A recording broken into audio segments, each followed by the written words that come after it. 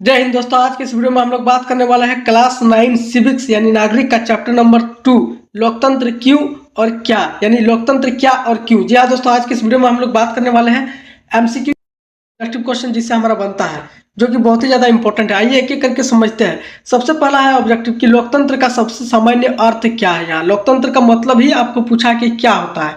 आपके पास 4 ऑप्शन दिया रहेगा, राइट ऑप्शन आपको चुनना होता है। राजा का शासन या फिर जनता का शासन या फिर सेना का शासन या फिर तानाशाही, जिसे डिक्टेटर कहा जाता है। तो यहाँ पर दोस्तों मेरे भाई 4 आपका यहाँ पर दिया हुआ है ऑप्शन। राइट आंसर क्या होगा ये आप लोगों को पता होना चाहिए कि जनता का शासन को ही लोकतंत्र कहते हैं।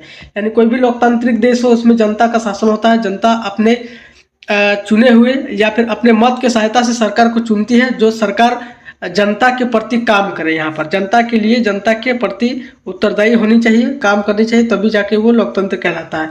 क्वेश्चन नंबर 2 है कि लोकतंत्र में अंतिम सत्ता किसके पास होती है। जो लोकतंत्र होता है उसका अंतिम जो सत्ता होता है, पावर, वो किसके पास होता है। प्रधानमंत्री, राष्ट्रपति, जनता या फिर न्यायालय। तो 2 का सी हो जाएगा, जनता के पास होता है अंतिम पावर। क्वेश्चन नंबर 3 की ओर। क्वेश्चन नंबर हमारा 3 है मेरे भाई यहाँ की, लोकतंत्र में सरकार कैसे चुनी जाती है। लोकतंत्र में जो सरकार होती है वो कैसे चुनी जाती है, युद्ध से, चुनाव से, या फिर सेना से, या फिर राजा से। तो जैसे हमने आपको पहले ही बता दिया कि लोकतंत्र में चुनाव होता है, मत होता है। यहाँ पर लोग क्या करते हैं, अपने मत का इस्तेमाल करके यहाँ पर चुनते हैं सरकार को। यहाँ पर तो यहाँ पर सेना से नहीं होगा, चुनाव से होगा। क्वेश्चन ऑप्शन नंबर बी हो जाएगा करेक्ट आंसर, चुनाव से। यहाँ पर क्वेश्चन नंबर 4 यहाँ पर हमारा कहता क्या है कि निम्न में से कौन लोकतांत्रिक देश है। यहाँ पर आपका ऑप्शन 4 है, चीन, सऊदी अरब, भारत या उत्तर कोरिया। यहाँ पर तो 4 में से कोई एक राइट आंसर होगा। यहाँ पर सऊदी अरब में तो राजा चलता है, यहाँ पर चीन भी एक डिक्टेटर है, यहाँ पर उत्तर कोरिया भी डिक्टेटर है, यहाँ पर तानाशाह चलता है। तो सी हो जाएगा यहाँ पर भारत। भारत एक लोकतांत्रिक देश है। आइए आगे बढ़िए क्वेश्चन नंबर 5 की ओर। क्वेश्चन नंबर 5 है कि लोकतंत्र में चुनाव कितने समय के बाद होते हैं। लोकतंत्र में जो चुनाव होता है कितने समय बाद, नियमित अंतराल पर, कभी कभी नहीं, केवल एक बार, या फिर जब राजा चाहे। तो मेरे भाई राइट आंसर क्या होगा यहाँ पर, तो 5 का ए हो जाएगा, नियमित अंतराल पर। याद रखिएगा, एक समय दिया जाता फिक्स टाइम, और उसी साल पे या फिर उसी समय पे आपका जो है चुनाव होता है, वोटिंग होता है। क्वेश्चन नंबर 6 है यहाँ पर कि भारत में चुनाव कौन कराता है। ये जो भारत है उसमें चुनाव कौन कराता है, सुप्रीम कोर्ट, प्रधानमंत्री, इलेक्शन कमीशन ऑफ इंडिया, या फिर डी राष्ट्रपति। तो 6 का राइट आंसर हो जाएगा सी, यहाँ पर इलेक्शन कमीशन ऑफ इंडिया हो जाएगा। आइए आगे बढ़िए क्वेश्चन नंबर 7 की ओर। क्वेश्चन नंबर 7 है कि लोकतंत्र में लोगों को क्या अधिकार होता है। लोकतंत्र में लोगों को क्या अधिकार होता है, वोट देने का, युद्ध करने का, कानून तोड़ने का, या फिर कर देने का, कर न देने का। तो मेरे भाई 7 का ए हो जाएगा, वोट देने का अधिकार होता है लोकतांत्रिक देशों में। आइए आगे बढ़ते हैं क्वेश्चन नंबर 8 की ओर। क्वेश्चन नंबर 8 है कि लोकतंत्र में सरकार किसके प्रति जवाबदेह होती है। लोकतंत्र में जो सरकार होती है किसके प्रति जवाबदेह होती है, सेना, जनता, न्यायालय, या फिर विदेशी यहाँ पर देश। तो मेरे भाई राइट आंसर क्या होगा यहाँ पर, लोकतंत्र में सरकार जो होती है वो जनता के प्रति जवाबदेही होती है, या फिर होना चाहिए, तो अभी देश लोकतांत्रिक कहलाएगा। क्वेश्चन नंबर 9 की ओर बढ़ते हैं। क्वेश्चन नंबर 9 है कि लोकतंत्र का एक मुख्य गुण क्या है। लोकतंत्र का गुण क्या है, समानता, तानाशाही, युद्ध, या फिर कर बढ़ाना। तो इनमें से जो ऑप्शन आपका मैच कर रहा है, देखिए लोकतंत्र का एक मुख्य गुण पूछा, यानी कुछ अच्छा ही पूछेगा इसमें।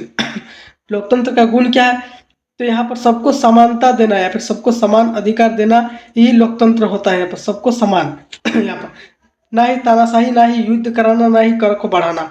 तो यहाँ पर राइट आंसर ए हो जाएगा।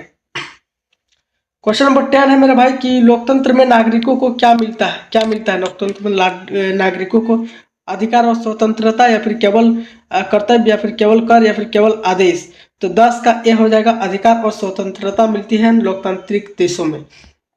किसको, नागरिकों को। क्वेश्चन नंबर 11 कि लोकतंत्र में कानून कौन बनाता है, सेना बनाता है, या संसद, विधानसभा जिसे कहते हैं, या फिर राजा, या फिर विदेशी देश। यहाँ पर 11 का बी हो जाएगा, संसद और विधानसभा, क्योंकि सेना बनाएगा नहीं, लोकतांत्रिक में राजा नहीं होता है लोकतांत्रिक देशों में और विदेशी देश ये भी नहीं होगा। काया का संसद और विधानसभा। क्वेश्चन नंबर 12 की ओर बढ़ते हैं। क्वेश्चन नंबर हमारा 12 कहता है कि लोकतंत्र में विपक्ष जो होता है, ऑपोजिशन का क्या काम होता है। सरकार की आलोचना करना, चुनाव रोकना, या फिर सेना चलाना, या फिर व्यापार करना। तो 12 का यहाँ पर ए हो जाएगा, सरकार की आलोचना करना।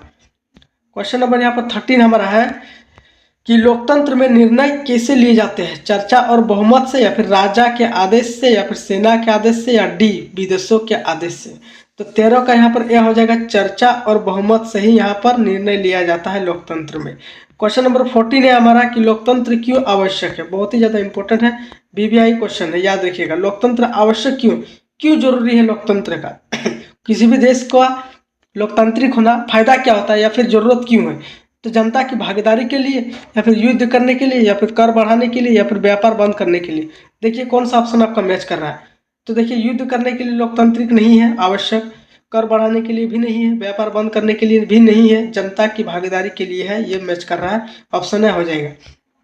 क्वेश्चन नंबर 15 है कि लोकतंत्र में सभी नागरिकों को क्या मिलता है। जितने भी नागरिक है लोकतंत्र में क्या मिलता है, समान अवसर, समान धन, समान पद, या फिर डी समान संपत्ति। तो 15 का ए हो जाएगा, समान अवसर मिलता है लोकतंत्र में, किसको, तो सभी नागरिकों को। तो यहीं पर हमारा चैप्टर पूरी तरीके से खत्म होता है, लोकतंत्र क्या और क्यों।